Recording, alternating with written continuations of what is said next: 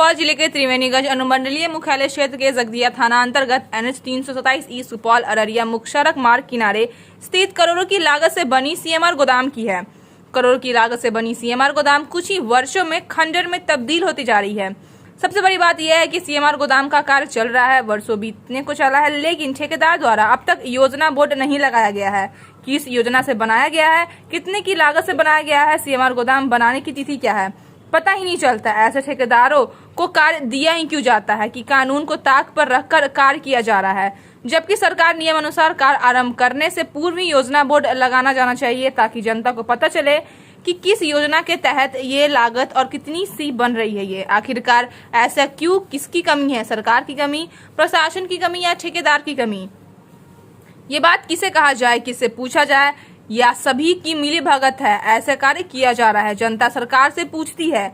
ठेकेदार द्वारा ऐसी मनमानी क्यों किया जा रहा है? ठेकेदार अपने फायदे के लिए, रुपए बचाने के लिए अपनी मनमानी कर चल जाते हैं। भुगतान जनता को करना पड़ता है क्योंकि जनता के दिए गए टैक्स के रुपए से कई भी कार्य किया जा रहा है। लेकिन क्या कहा जा सकता है, सरकार का सिस्टम ही गलत है। CMR गोदाम में जितने भी कार्य किए गए हैं सभी की स्थिति जर्जर बनी हुई है।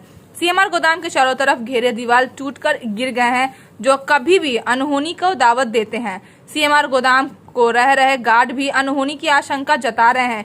घेरे हुए दीवार में सीमेंट छोर गिट्टी वाला पिलर होना चाहिए, लेकिन एक भी पिलर ऐसा नहीं है।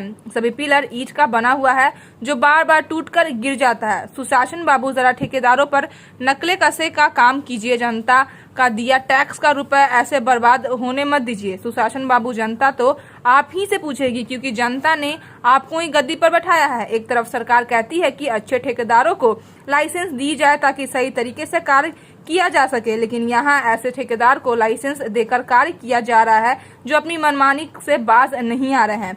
कहीं ऐसा तो नहीं कि सभी की मिली भगत से कार्य कर जनता को गुमराह किया जा रहा है? अब देखना लाजमी होगा कि सुशासन बाबू की सरकार में ऐसा कार्य करने वाले ठेकेदारों पर कब तक कार्रवाई होती है। उपेंद्र प्रसाद मेहता। कहाँ घर है? मेरा घर है भपटियाही प्रखंड।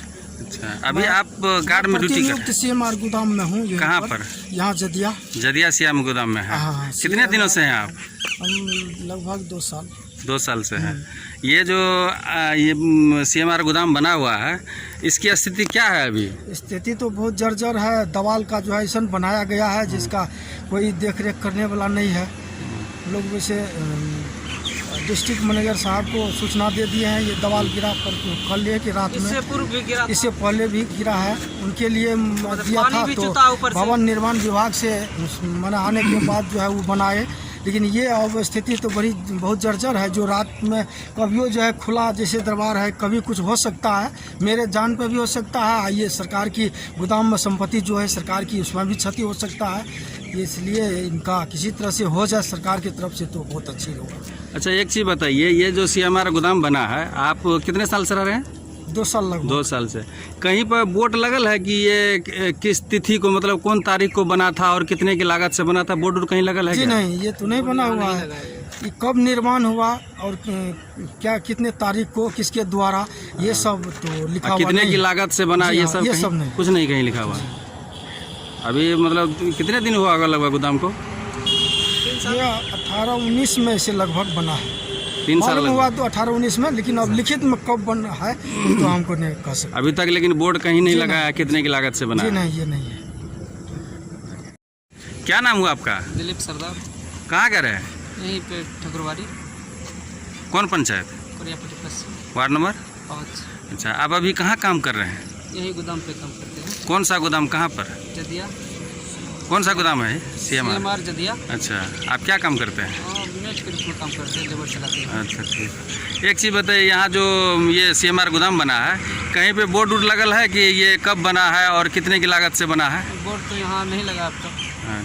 अच्छा, क्या स्थिति है यहाँ गोदाम का चारों तरफ? अब तो देखिए रे कितना बुरी स्थिति है। ऊपर से तो पानी तो धान चावल पे चूहे करता है। धान गेहूँ यहाँ रखता है, चावल रखता है, उसे पूरे पानी छूता है। समझे कितना चावल क्षति होता है। उसके बाद देखिए क्या है, मतलब सभी जगह टूट फूट रहा है।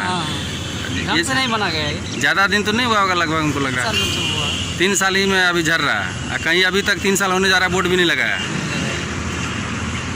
स्थिति जर्जर है कि क्या है? जर्जर स्थिति है।